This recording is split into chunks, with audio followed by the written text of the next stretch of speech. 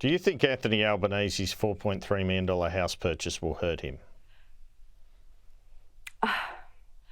Look, everybody's entitled to own a home, and of course everybody's entitled to plan for their retirement. Clearly that is what Anthony Albanese is doing here, and we wish him well for that. For me, this is a question of judgment. It was a question of tone at a time of a cost of living crisis, at a time of a housing crisis, to make this decision, knowing full well that it would be a very public one, that his colleagues would have to go out and clean up after. I think calls into question the Prime Minister's judgment. Peter Dutton's owned a lot of very expensive homes though, hasn't he? I don't know Peter Dutton's personal circumstances. I don't know really any of my colleagues' personal circumstances. What I do know is that Peter Dutton has his eye on the problems of ordinary Australians, and they are telling us that home ownership and the cost of living are their two big issues right now. And everything that the coalition that the coalition opposition is doing in terms of its policy development is focused on them, on their issues, not on our issues. What's your reaction to the stripping of Michael Pezzullo's Order of Australia medal? Look, this is a decision of the Governor-General on advice of the Council, and obviously that advice is not public, so I find it very hard to comment.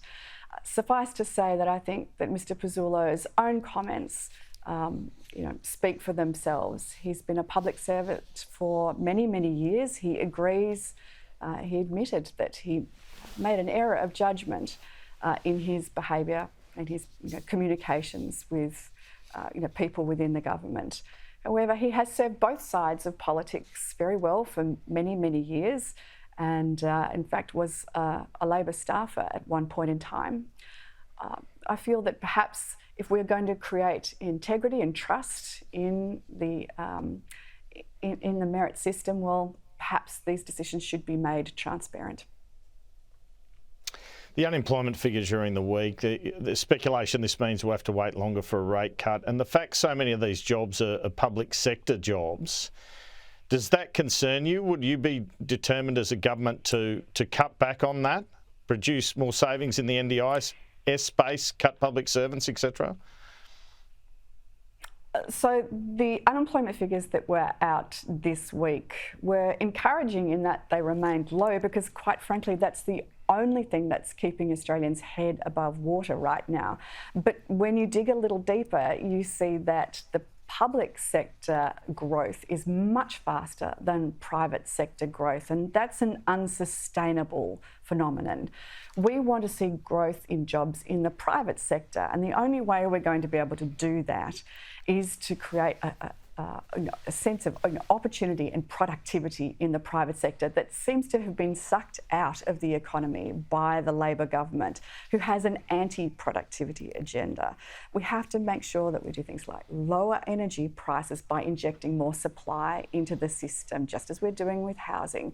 We want to see a reduction in red tape and regulation. We want to see industrial relations work for both employees and employers, and a lower and simpler, fairer tax system. That's what's going to turbocharge productivity and private sector growth, because the only way that we're going to grow the economy, rather than simply cut the pie up differently, grow the pie, is by improving productivity. To look towards just on that, public Jane sector Hume, only for growth is a mistake. Just on that, the ACCI called during the week for the definition of a small business in terms of unfair dismissal to be lifted from 15 to 25. Do you support that? Is that something in government you'd try to introduce?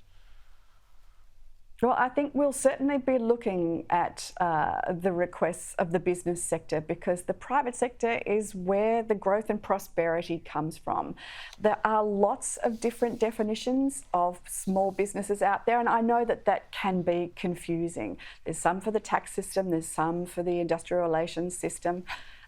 And I can understand why that would be of a concern, but I want to make sure that at the same time we're not disadvantaging small businesses by changing the definition too.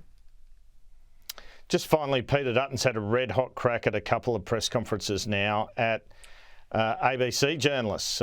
Obviously a competitor of ours, both were women, as the other side of politics has pointed out to me, kindly or unkindly, in terms of the situation. Would you caution Peter Dutton just to watch it here, that he doesn't carry this on through a campaign, going the journo?